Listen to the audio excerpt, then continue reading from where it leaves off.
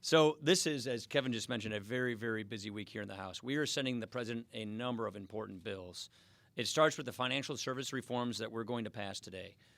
This is a bill for the small banks that are the financial anchors of our communities. If you crisscross the country, you will find that community banks have been drying up. We've been losing them, and that means capital has been starved to businesses that need it to expand. This will help reverse that. It addresses some of Dodd-Frank's biggest burdens to ease the regulatory costs on these smaller banks, costs which are ultimately transferred onto consumers. It encourages capital formation to ensure businesses have access to reliable financing. And it improves credit access for small businesses and Americans by making it a lot easier for these community banks to stay in business and to lend. I want to thank Chairman Henschling for being a consistent champion of these efforts. No one has been more committed to getting this done than our Financial Services Committee chairman. These reforms are yet just one other way that we are unlocking economic growth so that we can make a real difference in people's lives. We are never going to stop fighting to make this economy better, to make it deeper, and to make it so that everyone has a shot at their version of the American idea. We are already seeing these policies working, by the way. Just yesterday, the Gallup poll released this. 67% of Americans believe that now is a good time to find a quality job in the United States. That is a record high. 2/3 of our fellow citizens in this country now believe it is a good time to find a quality job in the United States. This means Americans looking for work, they're encouraged by the opportunities that they're seeing. It means students coming out of college or coming out of technical school can feel optimistic about the job market they're about to enter. And it means workers who may have been unsure about taking that leap forward in their careers now feel more confident that they can do that. This good news does not just stop there. Utility bills are coming down, wages are going up, and business investment is up and set to increase even more. That leads to higher wages, more productivity, a sounder, firmer, healthier economy. All of this means that Americans are truly seeing the benefits of our country's economic momentum. We want to keep it going, and that is why these bills are so important, and this is such a productive week. Questions?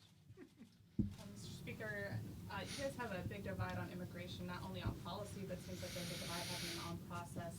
The Freedom Caucus said part of the reason why they sank the Farm Bill and didn't take your offer for the immigration vote is because of discussions over tying a rule on the Goodlatte bill to a measure that moderates are working on. They want a standalone vote on Goodlatte with a separate rule. Moderates say they want them tied together. How do you resolve this? Procedural impact. I'm not going to go into the procedurals, ifs, ands, or buts, but to say, look, obviously last Friday was regretful. Obviously, we did not want to see members take down the Farm Bill.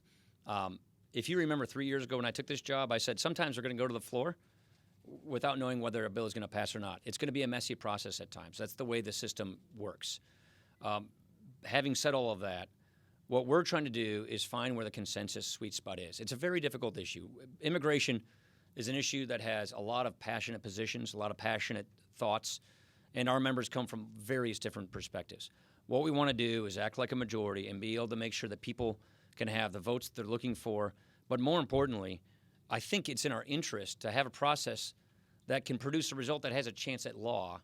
And it really makes no sense to me to have a process that guarantees law will not be made. Mr. Speaker, the President has tweeted numerous times over the weekend. One of the things he said was, I hereby demand an investigation into the Department of Justice and how this all originated. Do you have any concerns about the President's approach to the Department of Justice? And do you think that what the DOJ is doing now is enough? Well, I think they had a meeting to kind of clarify all of that. I think, number one, having the IG report is very important, and giving the IG the latitude to take the investigation where it needs to go. Having the U.S. Attorney from Utah attached to the IG to give them the kind of tools they need to go after any abuses is important. And what matters to us is the Article 1 branch of government conducting oversight of the executive branch is that we do get these document requests honored. Look, FISA abuse is a serious issue.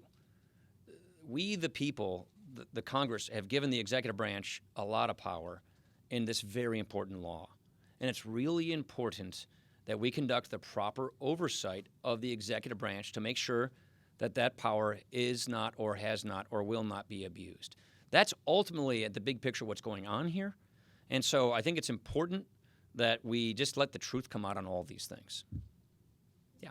Is it appropriate for some of your members to for the identity of an FBI informant to be revealed? Doesn't that put him at risk? First of all, that was a classified request, and I do believe, look, knowing this issue, the FISA requests are legitimate oversight requests. So it is wholly appropriate for the document requests that our committees of jurisdiction have made, because it has been within the entire scope of the investigation from the get-go. Frankly, I was a little surprised we didn't get this stuff earlier. So I do think it's appropriate in the context of the legitimate Intelligence Committee investigation that this information be provided to Congress. If it isn't, then we have a huge gap in our investigation. Christina. Given how clear you've been about your opposition to the discharge petition, what message will you take if more Republicans sign on today and they do reach that? Yeah, I mean, obviously we have members who are backers of the discharge petition who are really upset at the other members who brought down the Farm Bill over this issue.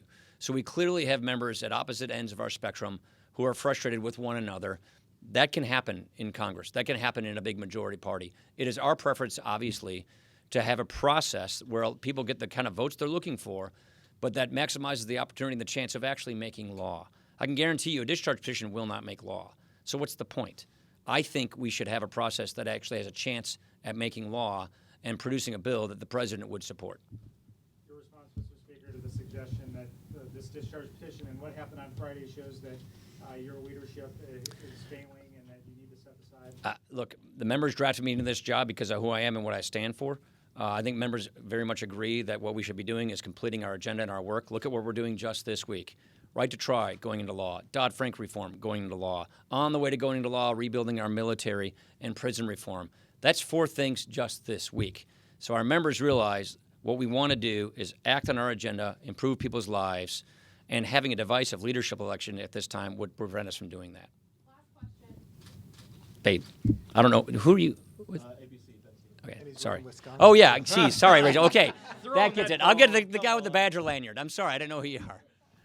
And then I'll go to Rachel. Mr. Gallagher mentions ZTE. This is a company that Congress thinks is a threat. The administration is nearing a deal with China Yeah. on this. And Marco Rubio has been on Twitter this morning suggesting that China's out negotiating the United States. Do you feel that way? And do you think this? I wasn't watching Marco's Twitter feed this morning. Sorry, I can't comment on that. But I'm not a party to the administration's talks to ZTE. Clearly, there are concerns with ZTE from our intelligence community, and those have to be taken into consideration. Absolutely, Rachel. I want to go back to the leadership issue because I figured you would. There was a report this weekend that the White House and Mr. McCarthy, who have pushed back on this obviously, wanted you out of the speakership. We have talked to people who have obviously pushed back on that, but they've also, again, brought up concern about the Farm Bill, the discharge petition, and I'm just wondering, are you, how Sure, certain are I'll do you it, then you that can are do it. going to- are you Yeah. say confidently you will be here throughout Look, the entire election? obviously, I serve at the pleasure of the members. Those are the people who drafted me in this job in the first place. But I think we all agree the best thing for us is to complete our agenda and not wedge into the middle of the completion of our agenda divisive leadership elections. You want to go ahead?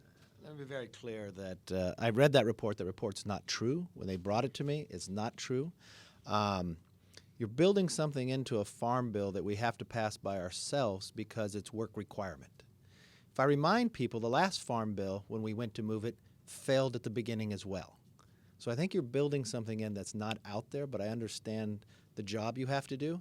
I just think if you look at what we're doing this week, from Dodd-Frank reform becoming law, right to try becoming law, NDAA, prison reform, it's a clear example that none of that is true.